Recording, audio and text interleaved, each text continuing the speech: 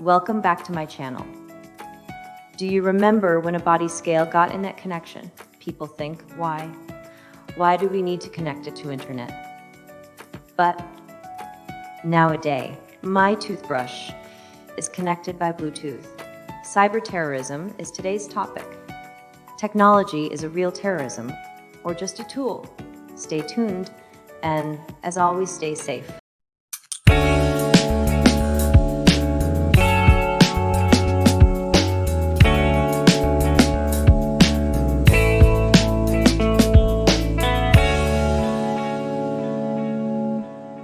All right, strap in everyone, because today we are going deep on terrorism in the digital age. We've got a whole stack of reports and analyses, even some real-world case studies, and we're going to break it all down. Our mission, to give you the need-to-know info on how cyber threats are changing, and what that means for national and international security. Yeah, and it's interesting, we hear terms like cyberterrorism and cybercrime, but it all gets kind of blurry. I think the real key is intent. Cyberterrorism specifically targets computer systems, networks, to cause fear and disruption. They're pushing a political or ideological agenda. So it's not just about, stealing data or money, right? It's about using, the digital world to create chaos in the real world with a purpose. Yeah. And the ways they do it are getting more and more complex, right? It's not just, defacing a website anymore. Yeah, exactly. Think back to the Colonial Pipeline attack in the U.S. in 2021. Hackers used ransomware to shut down a major fuel pipeline. It caused, huge shortages. Panic, really. This wasn't just about money. This was about showing how vulnerable our infrastructure is and the potential for disruption on a national scale. Yeah, I mean, that's a scary example, how a cyber attack can have a real impact on daily life.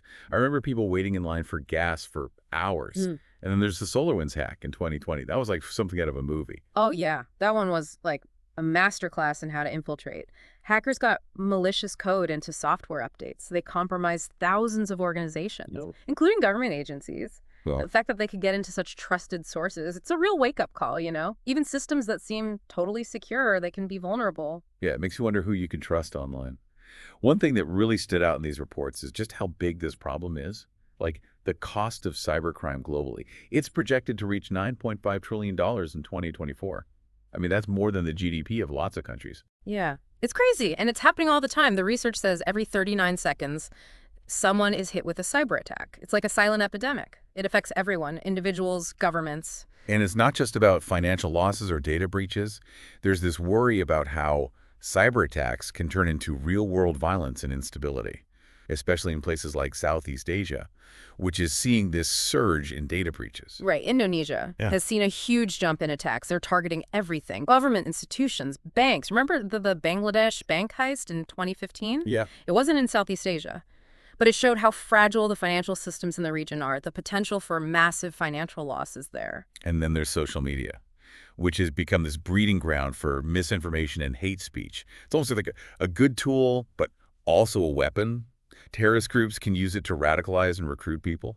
Yeah, social media platforms. They're incredibly powerful tools for spreading propaganda and swaying public opinion. We've seen terrorist groups use them to get their messages out there, to recruit new members, even incite violence, to really understand where we are today. It helps to look back at some of the big events that have shaped cybersecurity, especially here in Southeast Asia. So a little trip down memory lane, huh? Yeah. What event really stands out as a turning point? Well, for Indonesia, the Bali bombings in 2002, that was a real wake-up call, not just in terms of counterterrorism, but cybersecurity, too. It became clear that terrorists were using the internet for communication, planning, even recruitment. Yeah, I read about that. Imam Samudra, he was a key figure in that. He actually told his followers to learn hacking skills. It's scary how early they saw the power of the digital world. Yeah, it showed that terrorism wasn't just about physical attacks anymore. The digital world was a new battleground. And the Bali bombings forced Indonesia to face that. Right. Cyberterrorism isn't some far-off threat. It's been growing with technology for decades. And it wasn't just Indonesia. The cyber attacks on Estonia in 2007 showed how destructive state-sponsored cyber aggression could be. Oh, absolutely. Estonia might be far from Southeast Asia, but those attacks shook the world. Government websites, banks, even media outlets, they were crippled. It basically shut the country down. And they traced the attacks back to Russia.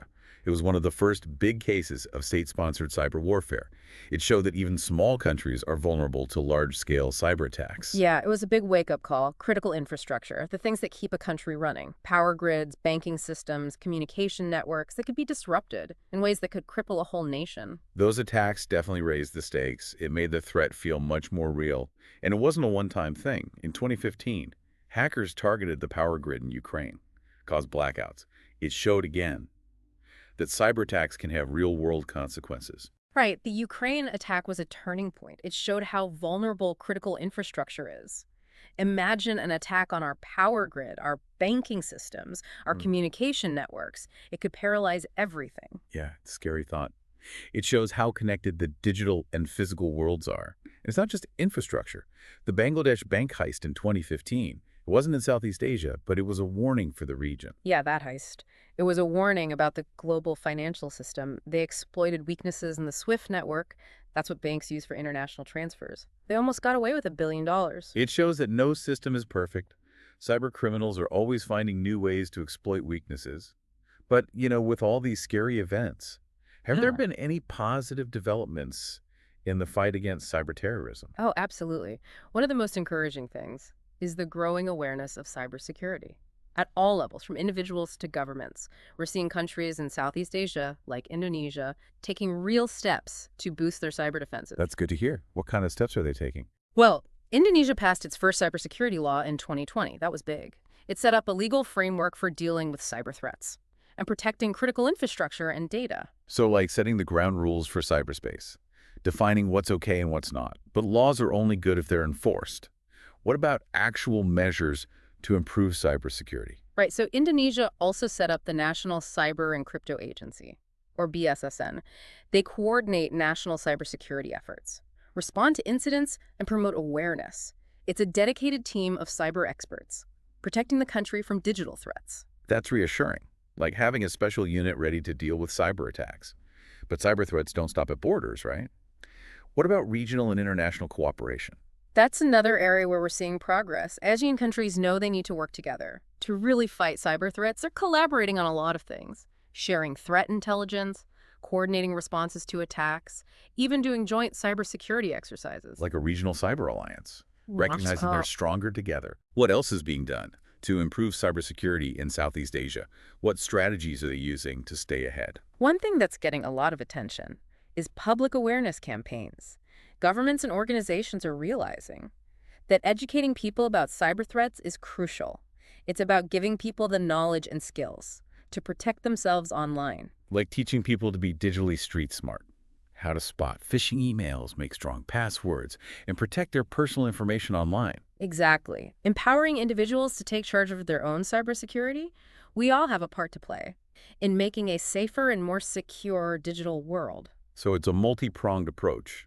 Laws, agencies, regional cooperation, and public awareness. But is it enough? Are we winning this cyber battle? It's a constant fight. We can't get complacent. Cyber criminals are always changing their tactics, and new technologies are always coming out, creating new vulnerabilities. So it's like a never-ending game of cat and mouse. Yeah, that's a good way to put it. But the good news is, more and more people are realizing how important cybersecurity is. And they're willing to invest in solutions. We're moving in the right direction, but it's a marathon, not a sprint. It sounds like we've come a long way in understanding and addressing cyber threats. But the landscape is always changing. What does the future hold for cybersecurity in Southeast Asia? How can we prepare for what's coming? Yeah, it really does feel like we're on the edge of something big, all this promise and all this danger. What about the future cyber threats, especially here in Southeast Asia? Well, one thing's for sure. Things aren't going to get easier. It's going to get more complex, more challenging. In Southeast Asia, it's got some unique vulnerabilities. The region's going through this huge digital transformation, millions of people coming online, using mobile devices, doing e-commerce. It's like a giant target for cyber criminals. Right, it's like building a brand new city with all the shiny buildings and infrastructure, but forgetting about the security systems. And I imagine the digital divide makes things worse, right? Right. Not everyone has the same access to technology or even knows about cybersecurity. Exactly. A lot of people in Southeast Asia, they don't have basic cybersecurity awareness. They're easy targets for phishing scams, malware, all sorts of threats. And then you've got the geopolitical stuff happening, which can spill over into cyberspace. Cyber attacks could become a tool for espionage, sabotage, even political manipulation. It's a pretty unsettling picture of the future.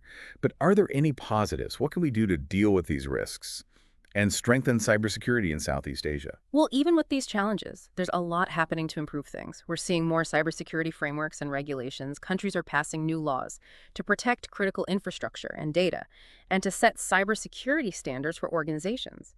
It's like building a digital fortress with stronger walls and better guards. That makes sense.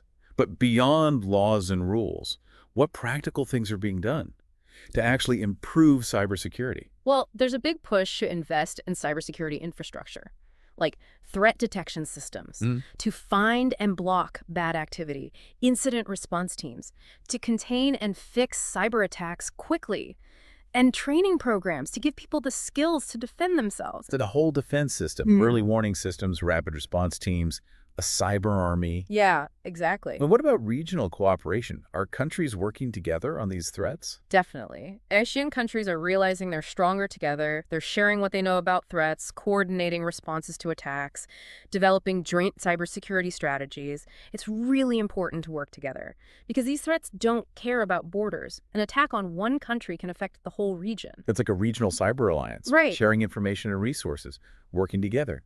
And are there any efforts to help people who aren't as connected and improve cybersecurity awareness for everyone?